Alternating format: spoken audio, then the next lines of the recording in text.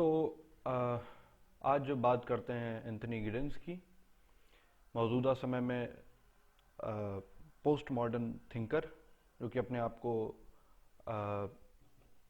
Late modernity से जोड़ते हुए दिखाते हैं। अभी तक सबसे मौजूदा सबसे बड़ा काम जो स्पेसिफिकली समाजशास्त्र में दिया जाता है और जो प्योर सोशलॉजिकल स्ट्रीम के हैं उनमें जो सबसे बड़ा नाम आता है वो एंथनी गिडेंस का नाम आता है। ग्लोबलाइजेशन और मॉडर्निटी से इनके खास ताल्लुकात हैं और बहुत सारी अन्य पुस्तकें जिसमें से सोशियोलॉजी की मेन बुक जो इनकी चलती है वो काफ़ी फेमस है और काफ़ी सारा काम किया है इन्होंने। तो आज हम लोग पढ़ेंगे इन्हीं की थ्योरी कॉन्सिक्वेंसेस ऑफ मॉडर्निटी, आधुनिकता के परिणाम क्या हैं।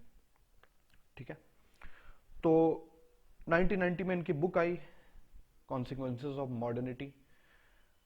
ये भी अपने दौर के जितने भी मॉडर्न थिंकर्स हैं उनमें भी ये मॉडर्न बताए जाते हैं, लेकिन हम लोग इन्हें पोस्ट मॉडर्न में पढ़ते हैं और ये भी पोस्ट मॉडर्निटी की ही लगभग बातचीत करते हैं, लेकिन उससे पहले मॉडर्निटी का एक थोड़ा सा पुट डालने की कोशिश करते हैं। मॉडर्निटी की बात बहुत कोई पुरानी नहीं है, बहुत समय से चलती हुई आ रही है। हम अपने जो इंडिक टेक्स्ट हैं उसमें भी हम देख सकते हैं कि मॉडर्निटी की बात आ रही है उसमें।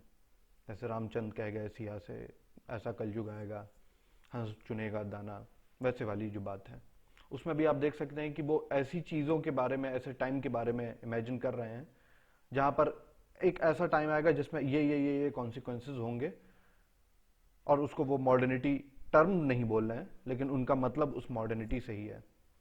कृष्ण की फिलॉसफी में भी आप देखते हैं कि जब वो बताते हैं कि कलयुग ऐसा ऐसा ऐसा ऐसा आएगा, एक श्लोक है मुझे वो ध्यान नहीं आ रहा है, लेकिन उसमें वो बताते हैं प्रॉपरली कि इसके ये कैरेक्टरिस्टिक्स होंगे, तब हम समझेंगे कि कलयुग आ गया और जब वो सारी चीज़ें चरम पर होंगी तब मैं अवतार लूंगा। तो मॉडर्निटी की बात कोई पुरानी नहीं है, कोई कहने का मतलब है कि कोई नई बात नहीं बता रहे हैं, सारे लोग बता चुके हैं ऑलरेडी इसके बारे में। अगर हम क्लासिकल सोशोलॉजिस्ट की तरफ जाएं तो उसमें मार्क्स भी मॉडर्निटी की बातचीत कर चुके हैं, वेबर भी, डर्कहाइम भी और सिमिल भी। सिमिल को जैसे फादर ऑफ पोस्ट मॉडर्न ये जो मॉडर्निटी थ्योरीज चली इनका फादर बताया गया। तो मार्क्स जैसे बताते हैं कि मॉडर्निटी ऐसे आएगी कि भाई कैपिटलिज्म का विस्तार होने लग जाएगा, लोग पूंजीवादी विचारधाराओं की तरफ बढ़ने लग जाएंगे, तब हम समझेंगे कि मॉडर्निटी आ गई। चूंकि यहाँ पर कोई एक डेफिनेशन नहीं है, इसलिए हम लोग सबका थोड़ा देख के समझने की कोशिश करते हैं। ठीक उसी तरीके से वेबर भी अपनी चीज़ों के बारे में बताते हैं कि जब समाज उच्च तार्किकता के स्तर पे चला जाएगा या उसकी तरफ बढ़ने की कोशिश कर रहा होगा, तब हम समझेंगे कि मॉडर्निटी आ गई। जैसे वो आयरन केज ऑफ रैशनैलिटी की बातचीत करते हैं, जिसमें डर्कहाइम भी मॉडर्निटी की बातचीत करते हैं ऑर्गेनिक सॉलिडारिटी के संदर्भ में। उनका कहना है कि ऑर्गेनिक सॉलिडारिटी, मैकेनिकल सॉलिडारिटी के बाद और ऑर्गेनिक सॉलिडारिटी आएगी, एक सावयवी एकता आएगी और उन सारी चीज़ों से चल के जो आगे जो नैतिक घनत्व की कमी होने लग जाएगी, मॉरल डेंसिटी की जो कमी होने लग जाएगी, उस स्तर को हम मॉडर्निटी कहेंगे। सिमल भी अपनी पुस्तकों में जो कि फिलॉसफी ऑफ मनी है या जब वो सिटी की बातचीत करते हैं तब वो बात करते हैं वहाँ पर मॉडर्निटी की, आधुनिकता की। सिंपल शब्दों में अगर हम मॉडर्निटी को डिफाइन करें तो मॉडर्निटी कोई भी नया विचार जो पुराने के विपरीत है, विपरीत से मतलब उसकी अपडेशन है या उसको काटता हुआ है, उसको हम अपना लेते हैं, वो चाहे हमारे एब्स्ट्रैक्ट वर्ल्ड में हो या कंक्रीट वर्ल्ड में, चाहे अमूर्त जगत में हो या मूर्त जगत में, उससे मतलब नहीं है। विचारों का नयापन, चीज़ों को करने का नयापन ही हमारे पास एक मॉडर्न सेंस में हम उसको बातचीत कर लेते हैं, जो कि कंटेम्प्रेरी यानी कि समकालीन भी हो। बहुत ज़्यादा आप कोई ऐसी बात कर दे जो 500 साल बाद की है तो उसको भी थोड़ा सा संशय की दृष्टिकोण से देखा जाएगा, लेकिन मॉडर्न सेंस में मतलब हाँ कि भाई हमारे पास रेलेवेंट है, बहुत सारे लोगों के काम आ रही है और एक हेल्दी डिबेट यहाँ पर चलती है। तो इसी तरीके से जब एंथनी गिडेंस बाकी सबको देखते हैं तो उनका कहना है कि चलो सबने मॉडर्निटी के बारे में बता दिया, तो चलो हम भी बताते हैं। कॉन्सिक्वेंसेज ऑफ मॉडर्निटी उनकी पुस्तक आती है। मॉडर्निटी की बात हालांकि और भी कई पुस्तकों में करते हैं, लेकिन जिस टॉपिक पे हम फोकस कर रहे हैं वो कॉन्सिक्वेंसेज ऑफ मॉडर्निटी का है। गिडेंस जब मॉडर्निटी की छत रखने की कोशिश करते हैं तो वो कहते हैं कि ये जो छत है ये 4 पिलर्स पे रखी गई है। ग्राउंड तो हमारा समाज है ही है, लेकिन समाज पर जब हम वो 4 पिलर रख देंगे तब उसके ऊपर हम मॉडर्निटी की छत रखेंगे, जिसके साए के अंदर सारा समाज रहेगा। वो 4 पिलर कौन से हैं आप लोग नोट कर लीजिए, इंपॉर्टेंट है। पहला है कैपिटलिज्म, पूंजीवाद। कैपिटलिज्म, पूंजीवाद। दूसरा है इंडस्ट्रियलिज्म, उद्योगवाद, इंडस्ट्रियलिज्म। तीसरा है सर्विलांस कैपेसिटीज, निगरानी या निरीक्षण क्षमता। चौथा है control of the means of violence, हिंसा के साधनों पर नियंत्रण। Control of the means of violence, हिंसा के साधनों पर नियंत्रण। तो वो कहते हैं कि ठीक है, मॉडर्निटी ले आओ, 4 पिलर्स खड़े कर दो और उनके ऊपर ये चीज रख दो, मॉडर्निटी आ गई। भाई मॉडर्निटी आएगी तो कहां आएगी, उनका इस 4 पिलर पे आएगी, उसी के साए में पूरा समाज रहेगा।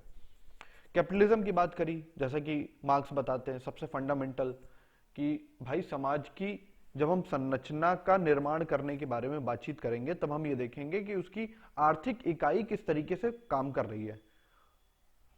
और सबसे एडवांस वर्जन जो उस आर्थिक इकाई का है, जो इकोनॉमिकल यूनिट की बात कर रहे हैं, वो कैपिटलिज्म है। तो उनका ठीक है, लोग कैपिटलिस्ट होना शुरू हो जाएंगे, लोग ज्यादा से ज्यादा पैसा कमाने के बारे में सोचेंगे, लोग ज्यादा से ज्यादा प्रॉफिट कमाने के बारे में सोचेंगे, तो एक तरीके से एक मॉडर्निटी तो ये आ जाएगी। दूसरी चीज वो कहते हैं, इसी से ही जुड़ा हुआ जो वो कहते हैं, उद्योगवाद या इंडस्ट्रियलिज्म। इंडस्ट्रियलिज्म में वो ये बताते हैं कि अब उत्पादन व्यक्ति नहीं कर रहा है, कुछ ऐसी बल कर रहे हैं जो कि अमूर्त हैं, जो कि दिखाई नहीं देते हैं। Inanimate objects producing the goods for you.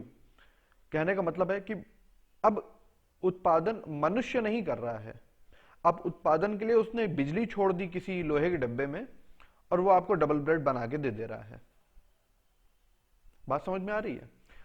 कहने का मतलब है कि इंडस्ट्री जितनी ज्यादा लगनी शुरू होंगी, जितना ज्यादा व्यक्ति इस बारे में प्रेरित हो जाएगा कि वो काम खुद से ना करे, बल्कि उसके लिए कोई मशीन या इंडस्ट्री युक्त चीज कर दे जो कि इंडस्ट्री से निकली हुई है, वहां पर वो मॉडर्निटी आ जाएगी, जिसके बारे में हम लोगों ने थियोडोर एडोर्नो और मैक्स हॉर्खहाइमर में बातचीत करी थी कि वो कल्चर इंडस्ट्री की बातचीत करते हैं।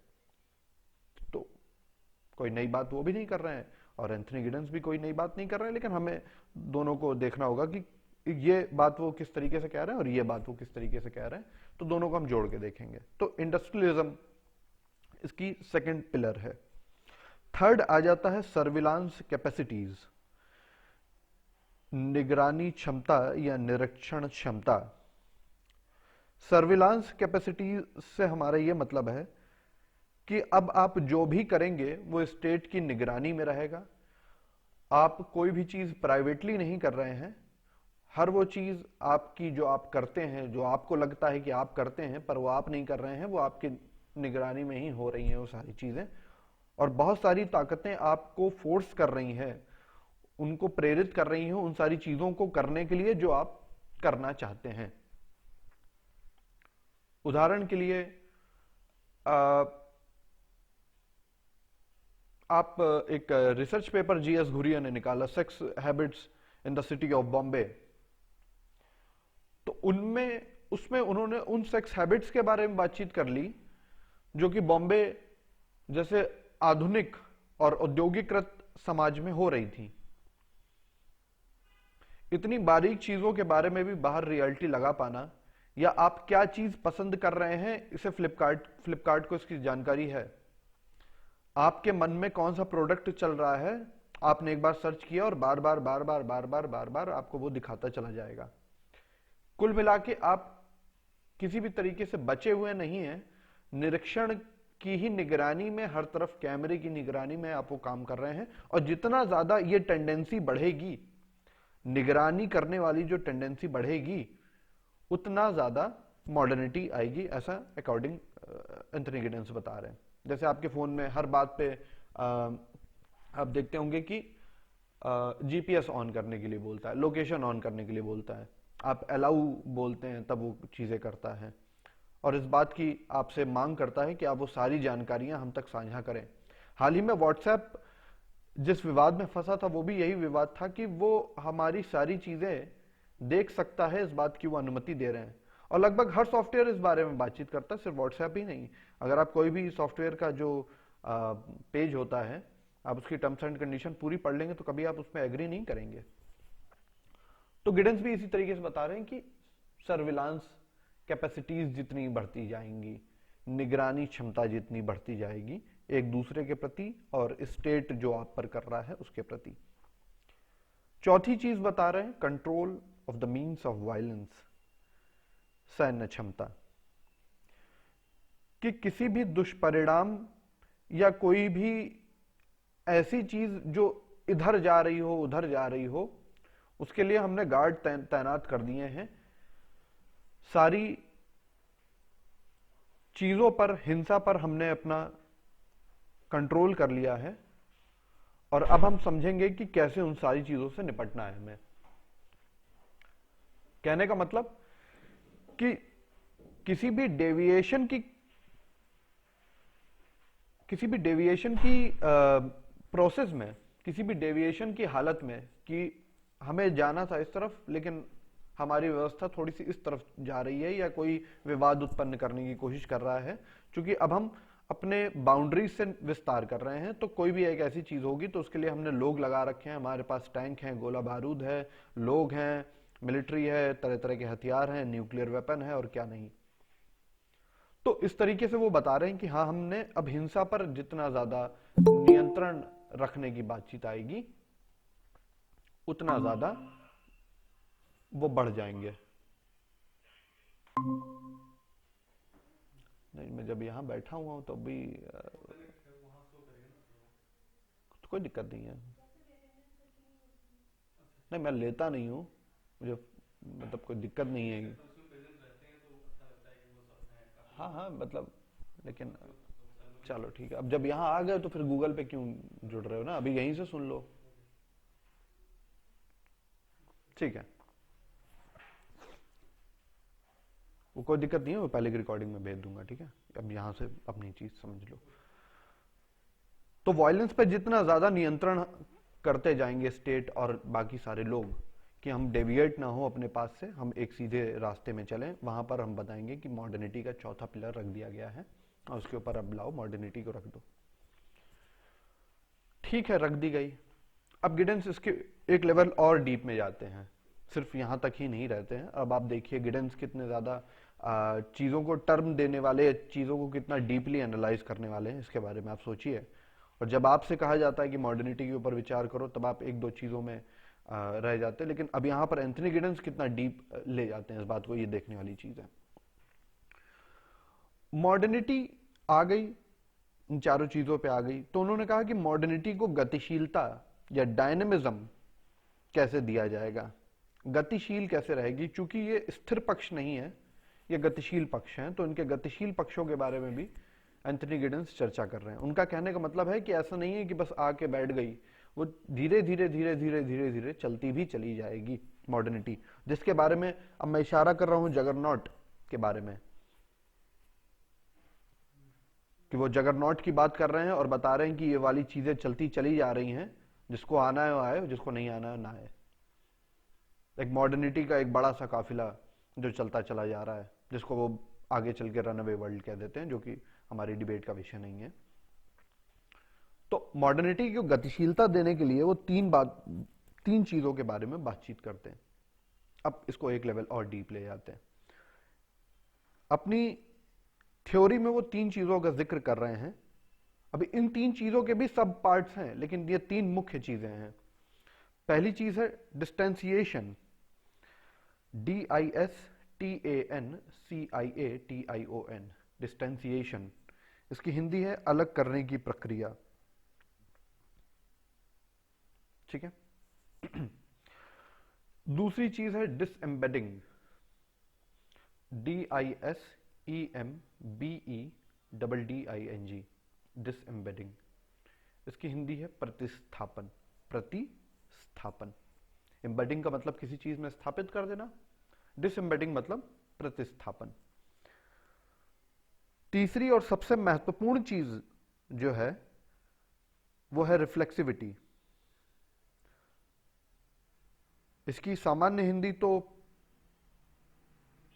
प्रतिबिंबता होती है, रिफ्लेक्शन मिल रहा है, लेकिन दोषी त्रिवेदी इसकी हिंदी जो टर्म देते हैं वो स्वसमता देते हैं, तो आप लोग वही लिख लीजिए, स्वसमता। क्योंकि इस रिफ्लेक्सिविटी के जो मायने हैं वो प्रतिबिंबात्मक नहीं है, बल्कि स्वसमता से है, जिसके बारे में अभी हम लोग आगे समझेंगे कि क्यों रिफ्लेक्शन का मीनिंग यहां पे स्वसमता दिया गया है। जो भी हिंदी वाले हैं उसको रिलेट कर सकते हैं। तो पहली चीज के बारे में बात करते हैं और कहते हैं कि टाइम एंड स्पेस सेपरेशन और द डिस्टेंसिएशन। यहां पर डिस्टेंसिएशन से जो उसके सब टॉपिक में जो बात ले रहे हैं वो बात ले रहे हैं टाइम एंड स्पेस के सेपरेशन की, समय और स्थान का अलगाव। डिस्टेंसिएशन में ये बातचीत कर रहे हैं। तो समय और स्थान का अलगाव इस तरीके से ले रहे हैं कि पहले हम किसी दूरी को या समय को निर्धारित करने के लिए जो भी चीजें कर रहे थे वो इम्प्रिसाइज थी, वो बहुत टेक्निकली फोकस नहीं थी उन सारी चीजों को गणना करने के लिए, और हम गलत थे उन सारी चीजों को कैलकुलेट करने में। हम ठीक तरीके से नहीं समझ रहे थे उनकी भूमिका क्या है। और अब जब आधुनिकता आ गई है तो जो टाइम एंड स्पेस के बीच की जो कड़ी है वो टूट गई है। कैसे टूट गई है कि कहीं भी बड़े स्पेस में जाने के लिए आपको लगने वाला समय इस बारे में बताता था कि वो समय बड़ा है तो दूरी भी बड़ी होगी। पर आज के समय में उन्होंने कह दिया कि नहीं, ठीक है, अमेजन का प्राइम मेंबरशिप आप ले लीजिए, तुरंत ही आपके घर में डिलीवरी आ जाएगी। जो कि अमेजन में सामान मंगवाया आपने अमेरिका से, स्पेस छोटा हो गया, टाइम छोटा हो गया, और छोटा होकर वो बिल्कुल अब नेग्लेक्ट हो गया है, जिसको एंथनी गिडेंस कहते हैं कि अब ये खोखला हो चुके हैं, अब इसका कोई मतलब नहीं है। क्या करना अब टाइम का, क्या करना अब स्पेस का। कोई भी चीज जो आप कर रहे हैं वो अब स्पेशल दूरी में, यानी कि स्थानिक दूरी में आपसे दूर नहीं है, वो जस्ट आपके पास है। और समय लगने वाले समय को भी उन्होंने बिल्कुल कम कर दिया, तो अब उसका भी कोई मतलब नहीं है। जो चीज या जिस स्थान की बात कर रहे हैं वो अभी है, आज है और आपके पास में है। आप यहां से बैठे बैठे अमेरिका में क्या हो रहा है ये भी देख सकते हैं गूगल मैप्स पर, गूगल अर्थ पर। आप किसी की संस्कृति को जान सकते हैं विद इन सेकेंड्स में, कोई आपको जान सकता है। आपको अब इटली जाके वहां का पिज्जा खाने की जरूरत नहीं है, लापिनो पिज्जा आपके शहर में खुल चुका है। तो स्पेस को कम कर दिया। चिट्ठी भेजने में लगता था 4-5 दिन का समय, 7 दिन का समय, पर उन्होंने कहा कि नहीं, ठीक है, अब हम व्हाट्सएप का उपयोग करेंगे और चंद सेकेंडों में आप अपने दोस्त हैरी जो कि सिंगापुर में बैठा हुआ है उसको आप मैसेज कर सकते हैं। तो यहां पर उन्होंने बताया कि जो टाइम और स्पेस, समय और स्थान आपस में लिंक्ड थे कि समय बढ़ेगा तो स्थान बढ़ेगा, ऐसे ऐसे था। तो उनका नहीं, अब ये हटा दो, समय अपना अलग है, टाइम अपना अलग है, और इनके बीच में अब रिलेशन भी नहीं है, और अब ये मायने भी नहीं रख रहे हैं उस सेंस में जिस सेंस में पहले मायने रख रहे थे। अब ये अपने सबसे शुद्ध रूप में, सबसे प्योर फॉर्म में आ चुके हैं, जहां पे आप इनके गणना करने के बारे में बिल्कुल भी ध्यान नहीं देते, बल्कि हालांकि हम गणना और भी कर पा रहे हैं, लेकिन अब उसका कोई मतलब नहीं है। एंथनी गिडेंस कह रहे हैं अब सब चीजें फ्री हो चुकी हैं, टाइम एंड स्पेस सेपरेशन और द डिस्टेंसिएशन। लोग जितने ज्यादा, जैसे कि एंथनी गिडन्स बता रहे हैं कि दूर दराज लोगों से लोग मेल जोल बढ़ाने लग गए, ये इस बात का उदाहरण है कि वो फिजिकल प्रेजेंस में उनके साथ नहीं है, बल्कि वर्चुअल प्रेजेंस में साथ में है, और विद इन नो टाइम वो उनसे बातचीत कर पा रहे हैं, उनसे इंटरेक्ट कर पा रहे हैं। इसके लिए एक टर्म आगे वो दे रहे हैं, फैंटस फैंटेस्मेगोरिक, PHATASMAGORIC।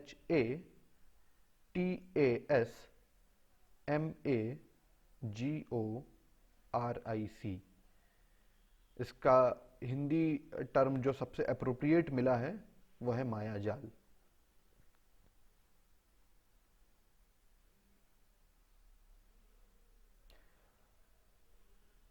एंथनी गिडन्स इसी में और डीप लेवल पे जाते हैं और वो कहते हैं कि उन क्षेत्रों पर या उन स्थानों पर भी उन सारी चीजों का प्रभाव पड़ रहा है जो कि उनसे काफी दूर हैं, और सामाजिक प्रभाव से उन सारे दायरों को वो भेद पा रहे हैं जो उनसे काफी दूर हैं। उनसे कोई भी लेना देना नहीं था, लेकिन अब वो बाउंड्री सारी ब्रीच कर दी जा रही है। जैसे कि आप अपने सोशल स्ट्रक्चर में देखेंगे कि मैकडोनल्ड आ गया है, अब हमें क्या करना है, अब हमें मौज करने के लिए मैकडोनल्ड जाना है। मैकडोनल्ड अमेरिका से चली हुई कंपनी जो कि पूरे विश्व में फैल गई, और अब आपके घर तक। तो इस चीज को इन्होंने फैंटास्मेगोरिक कहा है टाइम एंड स्पेस के संदर्भ में। हालांकि अब एंथनी गिडन्स ये भी बताते हैं कि टाइम एंड स्पेस की बात, समय और स्थान की बात इसलिए भी जरूरी हो जाती है क्योंकि ये आप में तार्किकता का पुट लेकर आती है, और ये जरूरी हो जाती है जब आप चीजों का विस्तार लोकल से ग्लोबल की ओर करते हैं, अपने स्थान से वैश्विक चीजों को जोड़ने की कोशिश करते हैं, तब ये टाइम एंड स्पेस की जो बात है, जो इसमें तार्किकता आ रही है आपके अंदर, ये काफी जरूरी है। उदाहरण के लिए आपको क्या कहते हैं, लंदन से जुड़ना है, आपको कोई कॉस्मेटिक मंगवाने हैं, तो आपको वहां पर टाइम एंड स्पेस की बात देखनी पड़ेगी कि हाँ, अब मैं लंदन जाती, वहां से चीजें लेती, तो ये वाली कॉस्मेटिक्स काफी महंगे पड़ जाते हैं, बहुत टाइम लग जाता है, मुझे बहुत लंबी दूरी कवर करनी पड़ती। तो इसके लिए अब ये तार्किकता का पुट लेकर आ रहे हैं कि ठीक है, अब हमने तुम्हारे लिए वो छोटा कर दिया, प्राइम मेंबरशिप ले लो, 3 दिन में तुम्हारे पास वो प्रोडक्ट ले आएंगे जो टीवी में तुम देख रही हो कि वो फला हीरोइन यूज कर रही है। तो रैशनैलिटी आ गई कि ठीक है यार, इतनी झंझट क्यों करना है, इसको तुरंत तो चुटकियों में करते हैं। और अब इस बारे में जो दुनिया आगे बढ़ रही है उसको भी अपने बारे में पता है कि हमारा इतिहास क्या रहा, हम इस तरीके से यहां तक आए हैं, और अब जरूरत है बदलने की, टाइम एंड स्पेस के बाउंडेशन से बाहर आने की, और अब रियल वर्ल्ड में जुड़ने की, जो कि एंथनी गिडन्स बता रहे हैं, जिसमें हम लोग जी रहे हैं। तो यहां तक वो बताते हैं डिस्टेंसिएशन, टाइम एंड स्पेस सेपरेशन की बात। दूसरा जो इसमें एस्पेक्ट ले रहे हैं एंथनी गिडन्स, वो ले रहे हैं डिसएम्बेडिंग, प्रतिस्थापन, जिसको वो सेकंड सोर्स ऑफ मॉडर्निटी जिसकी वजह से आई या जिसकी वजह से वो गतिशील रहेगी, उसको बोल रहे हैं डिसएम्बेडिंग, प्रतिस्थापन। प्रतिस्थापन से यहां पर यह मतलब है कि जो चीज पहले कारगर थी, जो चीज पहले आप कर रहे थे, अब ये सोशल स्ट्रक्चर के अंदर की बात है, जो हमारे रूल्स एंड रिलेशंस की बात है, obligation and pattern and the sitting of the things की बात है, जो उसके बारे में विचार कर रहे हैं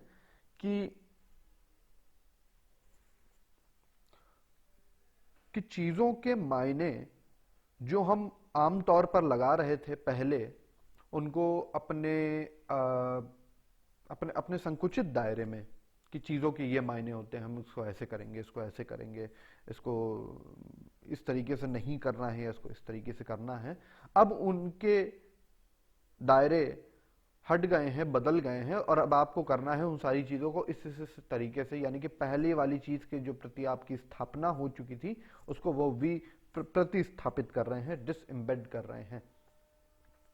और डिसएम्बेड करने के लिए भी अब देखिए और डीप लेवल पे जाते हैं, वो कहते हैं कि दो तरीके हैं इसको, इन चीजों को डिसएम्बेड करने के। जो आप सोशल रिलेशन बना रहे थे, ये जो आप इंटरेक्शन कर रहे थे, ये जितनी तरीकों से आप बाहरी दुनिया से इंटरेक्ट कर रहे थे, इसको करने के दो लेवल हैं, इसको करने के दो तरीके एंथनी गिडेंस बता रहे हैं।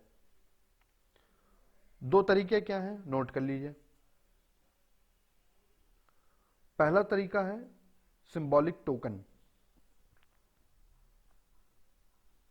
प्रतीकात्मक टोकन, टोकन की हिंदी टोकन ही है।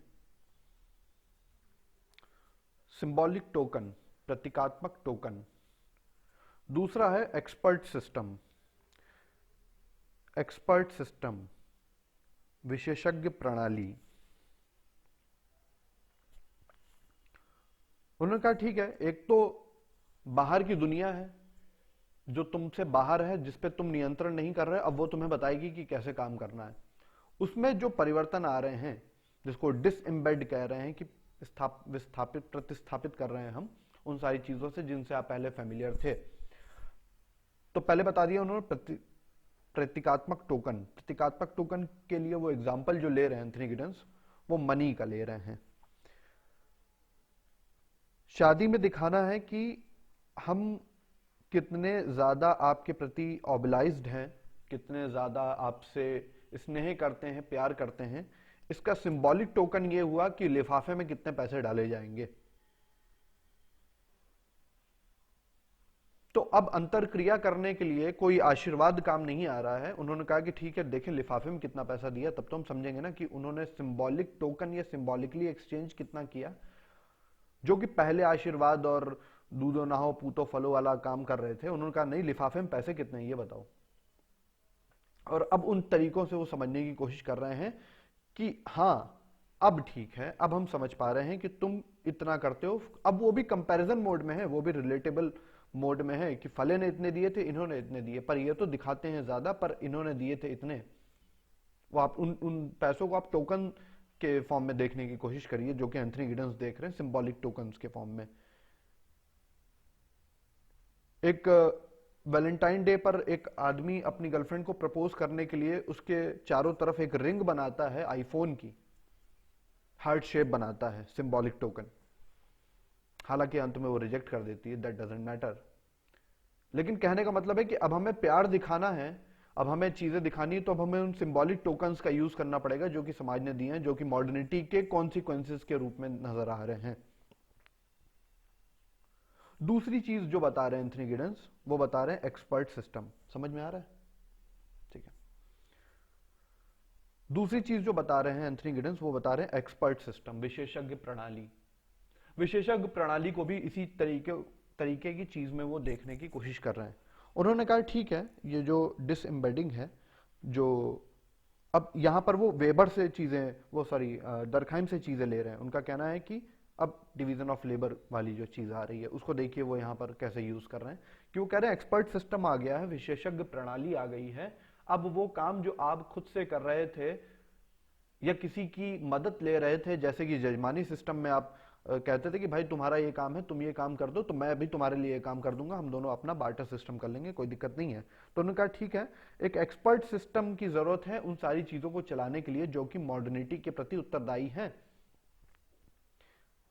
कुछ ऐसी नौकरियां निकली, कुछ ऐसे एक्सपर्ट लोग निकले जो विशेषज्ञता वही काम करेंगे जो कि सिस्टम को बनाए रखने के लिए और चलाए रखने के लिए दोनों इंपॉर्टेंट होंगे।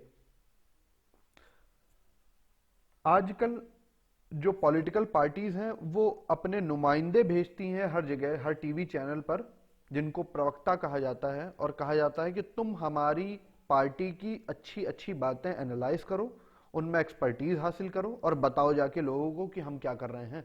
आम आदमी पार्टी हो या भारतीय जनता पार्टी हो या कोई भी XYZ पार्टी हो, अपने प्रवक्ता भेज रहे, अपने एक्सपर्ट भेज रही है। कंप्यूटर को और ज्यादा, या कंप्यूटर सिस्टम को और ज्यादा परिष्कृत करने के लिए अब हमें एक एक्सपर्ट सिस्टम की जरूरत पड़ रही है। हम कुछ खास अनुसंधान केंद्र बना रहे हैं, हम कुछ खास लोगों को ट्रेन कर रहे हैं इस चीज के प्रति कि आने वाले जो रशिया से जो हैकर टीम है जो हम पर अटैक कर सकती है कभी भी, हम उनके प्रति कैसे रोकें, हमें बचाओ एक्सपर्ट सिस्टम। तो हर चीज में हमें एक एक्सपर्ट सिस्टम की जरूरत पड़ने लग गई, कुछ ऐसे लोग जो उस काम को बखूबी कर पाते हैं और उनके अलावा और कोई नहीं कर पाता है। हालांकि अब इसमें एक जो मेन एरर आ जाता है वो ये देखते हैं एंथनी गिडेंस, कि एक्सपर्ट सिस्टम द्वारा वो आपको इस बात की सुनिश्चितता या गारंटी तो करवा दे रहे हैं कि आप ये काम कर लेंगे, ठीक है आप हम पे छोड़ दीजिए हम काम कर लेंगे, लेकिन वो आपको रिस्क फ्री नहीं बना रहे हैं, रिस्क से आपको पूरी तरीके से अलग नहीं रख पा रहे हैं। वो कहते हैं ठीक है इस हद तक तो हम बचा लेंगे, इसके आगे हमारी जिम्मेदारी नहीं है। आप जब उनसे पूछेंगे कि क्या ये चीज कभी खराब नहीं होगी, वो कहेंगे नहीं हमें नहीं पता, क्या पता ये बाहर जाके टूट जाए, क्या पता ये चीज अभी खराब हो जाए, क्या पता जो मैंने आपके लिए सिस्टम जनरेट किया है जो कि आपकी सुविधा के लिए है, क्या पता उससे आपकी मौत हो जाए। टाइम एंड स्पेस की तो बाध्यता वो कह रहे हैं ठीक है हम कम कर दे रहे हैं, लेकिन बहुत ज्यादा रिस्क फ्री उन चीजों को नहीं बना पा रहे हैं, और रिस्क फ्री नहीं बना पा रहे हैं तो उन्होंने कहा कि भाई ये इसकी एक डिसएडवांटेज है। आगे जब एंथनी गिडेंस इन सारी चीजों के बारे में विचार करते हैं तो एक खास चीज लेके आते हैं जो कि मोरालिटी से या जिसका एब्स्ट्रैक्ट सिस्टम से जिसका नाता है trust. Trust is the most expensive thing, cheap people can't afford it.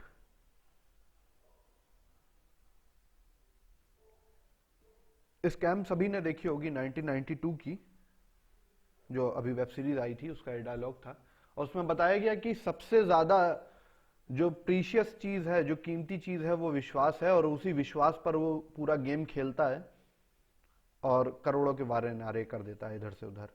और अभी तक आप देखेंगे जो बैंकिंग सिस्टम्स के फॉल्ट हैं, जब मैंने अपने एक दोस्त से बातचीत करी तो उसने बताया कि हाँ अभी तक भी उस बैंकिंग सिस्टम के फॉल्ट हैं कि हम सारा काम जो कर रहे हैं लोन वाला या बैंक सिस्टम वाला, वो कहीं ना कहीं एक पॉइंट पे आके अटक जाता है, वो है ट्रस्ट। कि फले आदमी पे हमने ट्रस्ट कर लिया, उसकी रेपो अच्छी थी, उससे हमने कोई भी लीगल बॉन्ड साइन नहीं करवाए और वो हमसे ले गया 5,000 करोड़ 10,000 करोड़ और वापस नहीं आया लौट के, हमने तो उस पर विश्वास कर लिया था। आप समझिए कि इतनी बड़ी चीज भी विश्वास पर टिकी हुई है।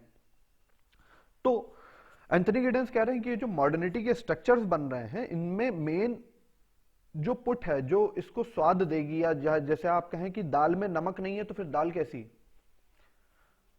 तो वो ये कह रहे हैं कि जब विश्वास नहीं होगा, जब ट्रस्ट नहीं होगा आपका इन सारी चीजों पर, तब तक इन सारी चीजों का कोई मतलब नहीं है।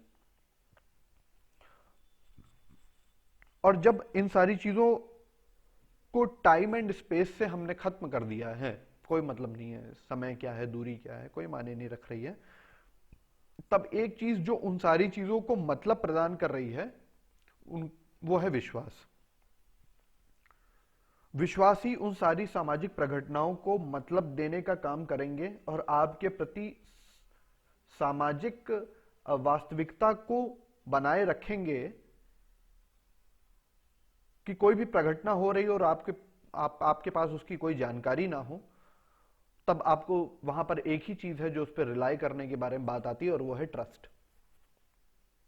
और वो भी ट्रस्ट किसी कंक्रीट चीज के बारे में बात नहीं कर रहे हैं कि ये लो ये है ट्रस्ट, ये है पेंसिल, इस पे ट्रस्ट कर लो, ये तो पेंसिल है ना यार, ये तो दिख रही है ना। वो कह रहे नहीं, किसी अमूर्त चीज के बारे में, किसी एब्स्ट्रैक्ट थिंग के बारे में जब विश्वास बनेगा तब व्यवस्था ठीक से चलेगी, तब ये मॉडर्निटी अपने ढंग से काम कर पाएगी। और लोगों को विश्वास दिलाने का काम ही वो एक्सपर्ट सिस्टम और वो सिंबॉलिक टोकन कर रहे हैं कि भाई देखो यही तो चीज है, इसी पर तो विश्वास करना था, ये है ना कंप्यूटर का ऑपरेटर, ये सब ठीक कर देगा, ये डॉक्टर है इस चीज का स्पेशलिस्ट है, ये सारी चीजें ठीक कर देगा।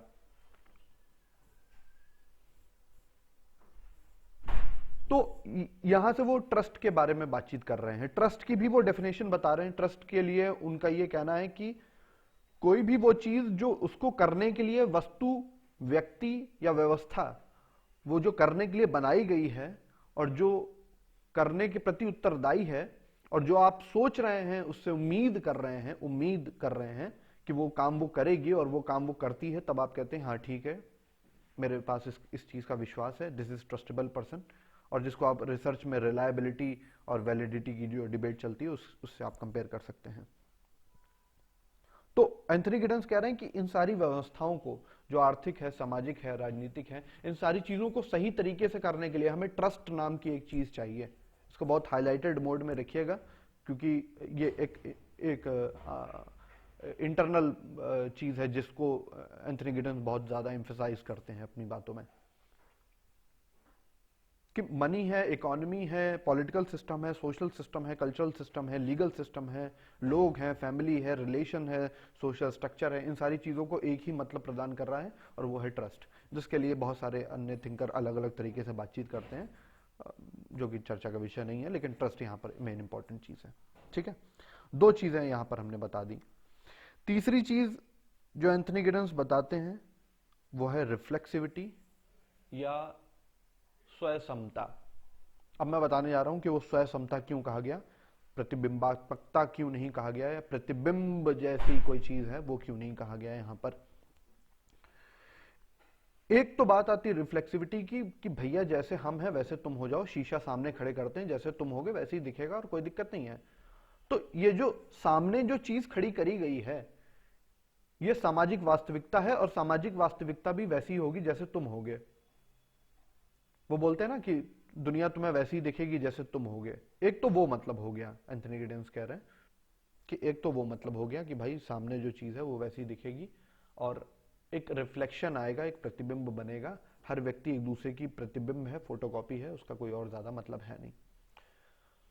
पर एंथनी गिडेंस कह रहे हैं कि यहां पर मेरा मतलब रिफ्लेक्सिविटी से या स्वयं समता से यह है कि एक ऐसी प्रक्रिया जिसके द्वारा संस्थाएं, अमूर्त संस्थाएं और व्यक्ति ज्ञान का संचय करेंगे और इसका प्रयोग समाज को संगठित और परिवर्तन करने में करेंगे। आपको नई नई जानकारियां मिलती जाएं, आप चीजों के यानी कि बाहरी जगत के बारे में, जो आपके सामने जगत है, उन चीजों के बारे में रीथिंक करते जाएं, उस रीथिंकिंग से न्यू इंफॉर्मेशन लें, और फिर अब जब आप उस चीज को देखेंगे, so that is called the reflexivity according to Anthony Giddens. समझ में आया ये वाली चीज? ठीक है।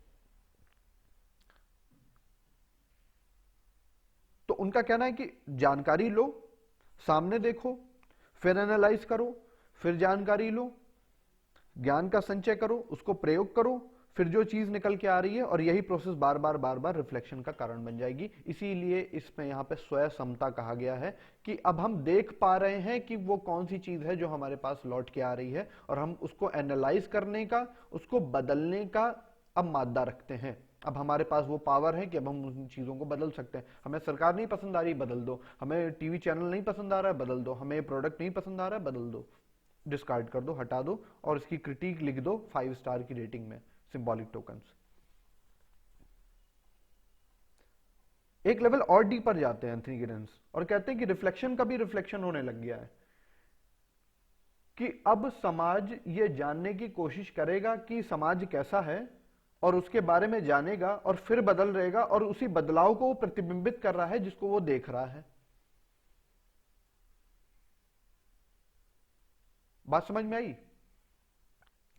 कि उसी बदलाव को वो फिर से देख रहा है जिस बदलाव के लिए वो खुद कारण बन रहा है, और जो कि वो टीवी में देख रहा है, यानी कि अपने सामने देख रहा है, अपने एनालिसिस में देख रहा है कि अब इस वजह से ये वाली चीज बदल रही है, अब मुझे भी बदलना चाहिए। जिसको एंथनी गिडेंस एक टर्म देते हैं, जो कि आप लोग आगे कभी पढ़िएगा, डबल हर्मेनॉटिक्स। DOUBLEHERMENUTIC,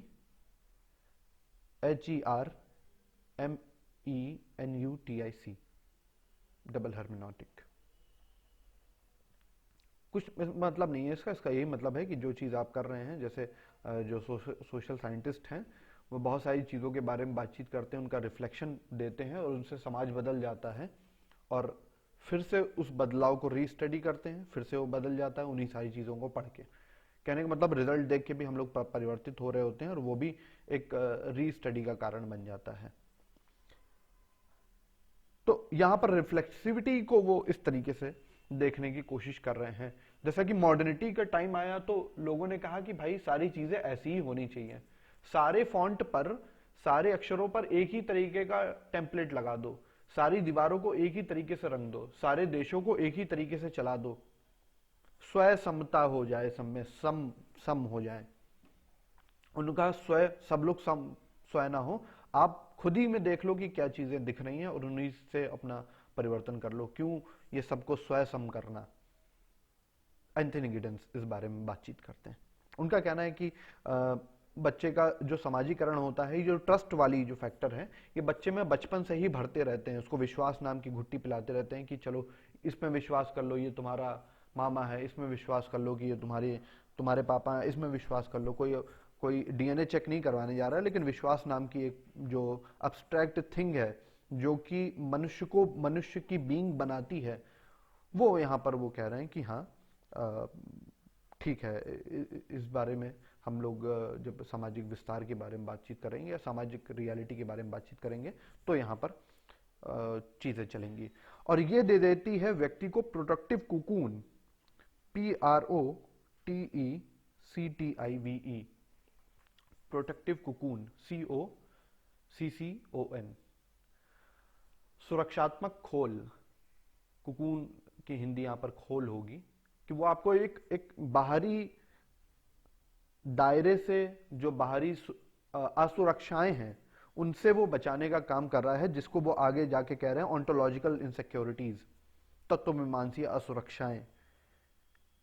कि कहीं ऐसा ना हो कि व्यक्ति को पता ही नहीं है कि हम हैं क्यों, हमारे होने का अस्तित्व क्या है, ये चीज क्यों है, वो चीज क्यों है, ऐसा क्यों हो रहा है, वैसा क्यों हो रहा है, और वो फिर नाहिलिज्म वाले फ्रेम में ना फंस जाए। इसके लिए जरूरी है कि वो उन सारी चीजों पर ट्रस्ट कर ले, जैसा कि समाज ने उसे बताया है, रूल्स एंड रिसोर्स दिए हैं उसे, उसमें उन्हें बता दे कि भाई ये वाली चीज ऐसे है, इस पर विश्वास कर लो, बस ज्यादा क्वेश्चन मत करो। क्योंकि ज्यादा क्वेश्चन करोगे तो फिर ऑन्टोलॉजिकल इनसिक्योरिटीज में फंस जाओगे, क्योंकि अंत में तो किसी भी चीज का कोई भी मतलब नहीं है। तो जब मतलब नहीं है तो चीजों को एक झूठ मतलब दे देने हैं, हमें ये बता देनी है कि हाँ ये पेंसिल बहुत जरूरी है लिखने के लिए, वरना फिर तुम हो जरूरी इस क्लास को चलाने के लिए, तुम जरूरी हो इन सारी चीजों को करने के लिए। हमें एक एक एक विश्वास जड़ देना है लोगों पर, ताकि वो ये समझ पाएं कि अब ये वाली चीज है। इसलिए ऑन्टोलॉजिकल इनसिक्योरिटीज या तत्व मीमांसी है, या जब हम तत्व के बारे में बातचीत करें, या ये वाली चीज क्यों है, ये वाली चीज क्यों है, इसको करने से क्या होगा, इन सारी डिबेट्स में ना फंस जाए आदमी, आदमी पागल ना हो जाए। इसलिए कह दिया जाता है ये मान लो ये भगवान है, मान लो ये इसी ने किया, मान लो ये तुम्हारी माँ है।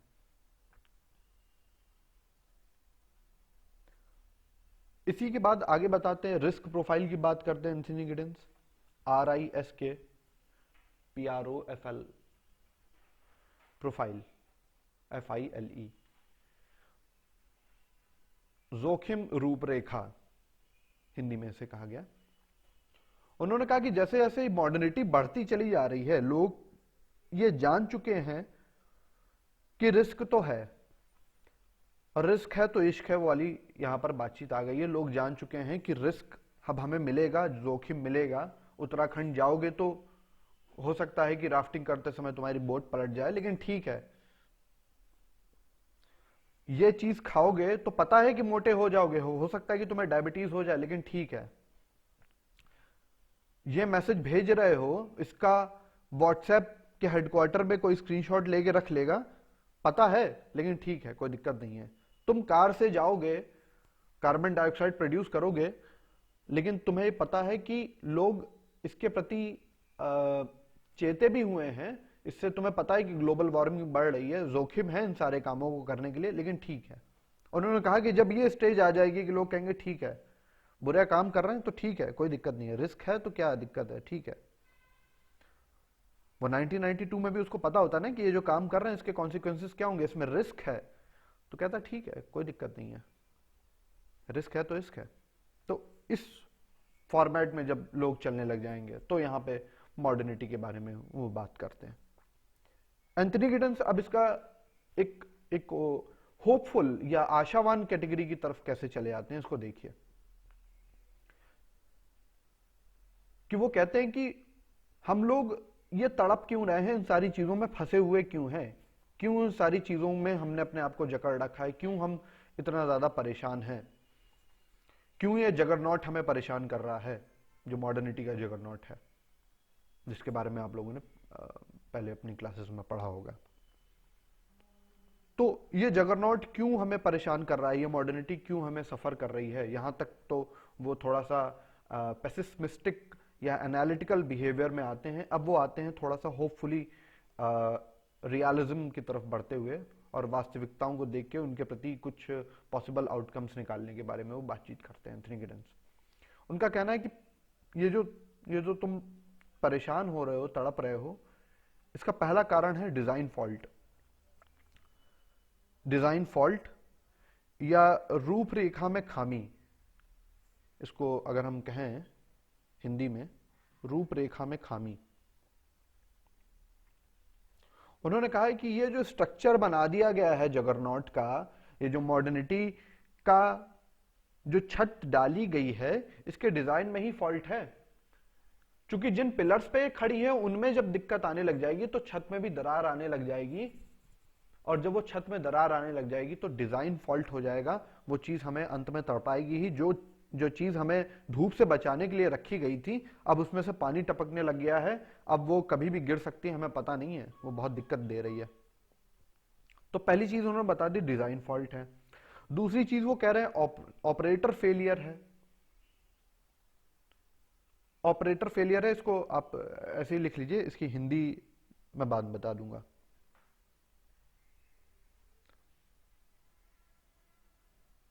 या इसको हिंदी में कहेंगे संचालक असफलता, ऑपरेटर फेलियर, है ना? सही है, क्योंकि इसकी हिंदी कहीं दे नहीं रखी है। हाँ, मतलब अब हिंदी वाले हैं, है ना, तो संचालक असफलता। उन्होंने कहा कि जो संचालक है वो जो इसको कंट्रोल करने की भी कोई कोशिश कर रहा है, उसको भी ये रास्ते से हटा देता है। जो इतना बड़ा काफिला चल रहा है मॉडर्निटी का, उसको ऑपरेट करने के बारे में भी बहुत सारे फेलियर हैं, और अब हमें समझ में नहीं आ रहा है कि कैसे अब हम उसे ऑपरेट करें। तो ऑपरेट नहीं कर रहे हैं तो वो कहीं भी जा सकता है और एक नेगेटिव कॉन्सिक्वेंसेस की तरफ भी बढ़ सकता है, हमें पता ही नहीं है। जब हमें डिजाइन में फॉल्ट है, ऑपरेटिंग फेलियर, तो हमें पता नहीं कि वो किस तरफ जाएगा। तो दूसरे फैक्टर में बता रहे हैं ऑपरेटर फेलियर हो जाता है यहां पे। तीसरी चीज जो बता रहे हैं वो कह रहे हैं अनइंटेंडेड कॉन्सिक्वेंसेस, अप्रत्याशित परिणाम। कि जब डिजाइन में फॉल्ट है, ऑपरेशन में फेलियर है, ऑपरेटर फेल है, तो वो जो परिणाम देगा वो अनइंटेंडेड होंगे, अप्रत्याशित होंगे। तुम्हें नहीं पता है कि वो गाड़ी कब तुम्हारे घर में आके घुस जाएगी और तुम्हें मार डालेगी, या कब वो तुम्हें फायदा देगी, तुम्हें नहीं पता है। तुम इस साइड खड़े हो या उस साइड खड़े हो, तुम्हें पता नहीं है, क्योंकि उसकी डिजाइन में ही फॉल्ट है। वो कार ऐसे ही बनाई गई है कि अब वो जाएगी दूसरी नेगेटिव तरफ। तो तीसरी बात कह दी, अनइंटेंडेड कॉन्सिक्वेंसेस। चौथी चीज जो सबसे इंपॉर्टेंट है इसमें, वो बता रहे reflexivity of the social knowledge.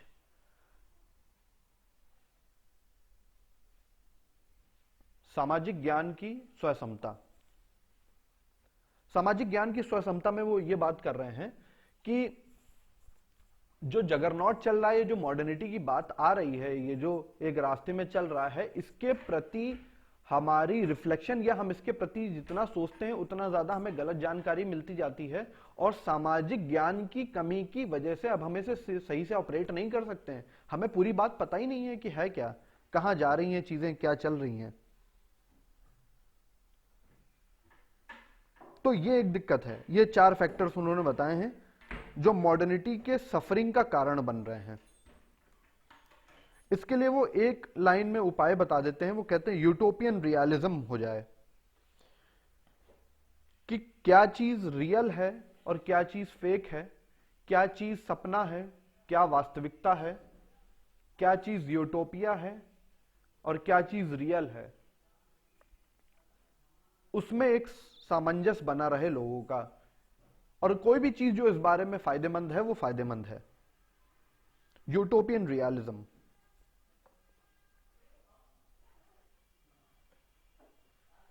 और पूरी कॉन्सिक्वेंसेस में जब वो एनालाइज करते हैं तो बताते हैं कि हाँ भाई ये चीजें हैं, और यूटोपियन रियलिज्म से वो सारी चीजों को बैलेंस करेंगे और समझाएंगे कि भाई अब ठीक है, इस बारे में बातचीत करो तो दुनिया आगे चलेगी, वरना तो दुनिया में कुछ रखा नहीं है।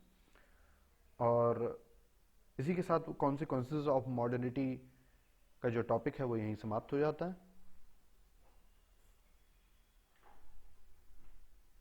पेपर में एक प्रश्न आएगा या फिर नेट जेआरएफ में एक प्रश्न आएगा, तो मेरे हिसाब से इससे काफी हेल्प मिलेगी आप लोगों को। कोई प्रश्न?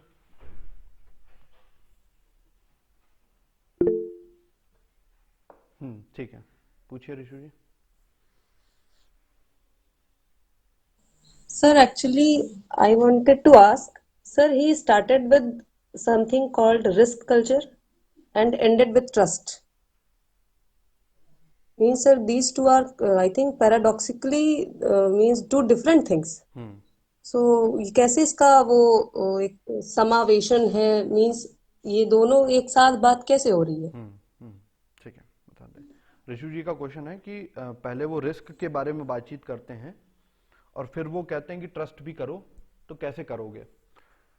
और दोनों बातें आपस में पैराडॉक्स कर रही हैं, एक दूसरे को काट रही हैं, तो बात कैसे आ रही है? ठीक है, रिस्क वाली तो बात एक एग्री कर रहे हैं कि हमें पता है कि कोई भी चीज हो सकती है, लेकिन अब वो मॉडर्निटी के साथ इस बात की भी एक चीज जोड़ने की कोशिश करेंगे कि रिस्क है तो फिर आदमी कर क्यों रहा है? क्यों नहीं आदमी घर में बैठ जा रहा है जब उसको पता है कि उत्तराखंड में बाढ़ आने वाली है?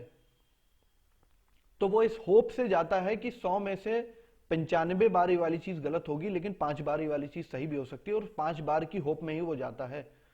कोई भी व्यक्ति उसी ट्रस्ट पर जाता है, क्योंकि उस रिस्क से बड़ा है वो ट्रस्ट जो तुम्हारे सोशलाइजेशन में इंटेंड कर दिया गया है, जो तुम्हें बचपन से बता दिया गया है।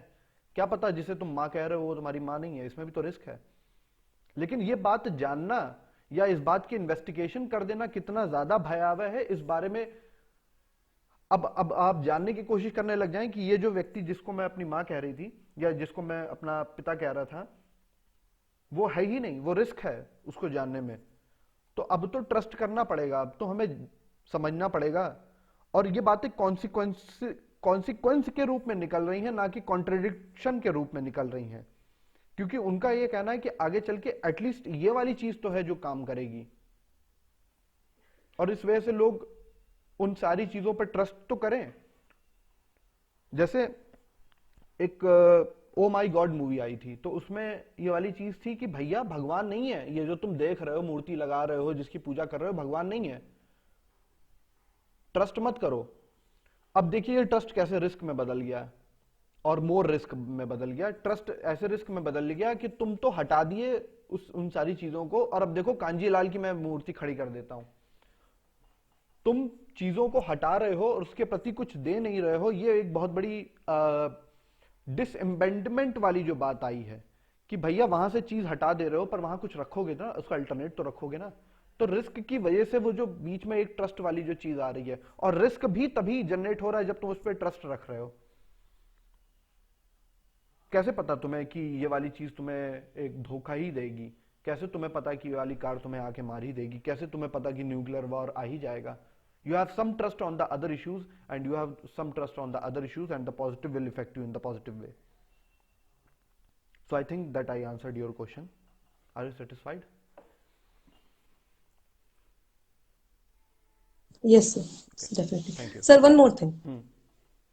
Sir, sir, what I think utopian realism is something utopia in itself, isn't it?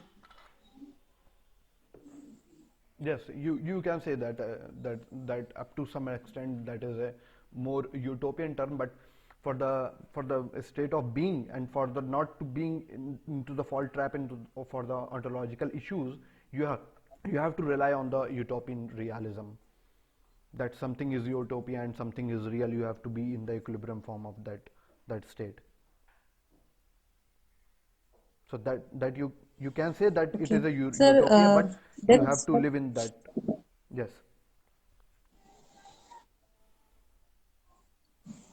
sir, the four pillars of modernity which you discussed earlier, the fourth one was control of the means of violence. Yes. Hmm. Yes. So, sir, what we can conclude from this is that there is a shift from violence to non-violence. No, no, no, no, no, Is no. this so? There is a more control on the violence. That means Then, आपने आपने पता नहीं कोई image देखी होगी जिसमें एक तरफ एजुकेशन होता है, एक तरफ आर्ट्स होता है, एक तरफ डॉक्टर होता है, सब लोग अपनी अपनी प्लेटें लेके बैठे रहते हैं, और एक तरफ वॉर या ये जो मिलिट्री वाला जो टेबल होता है, सारे लोग खाना लाके उसी टेबल पर रख रहे होते हैं। पैसे वाला जो खाना होता है।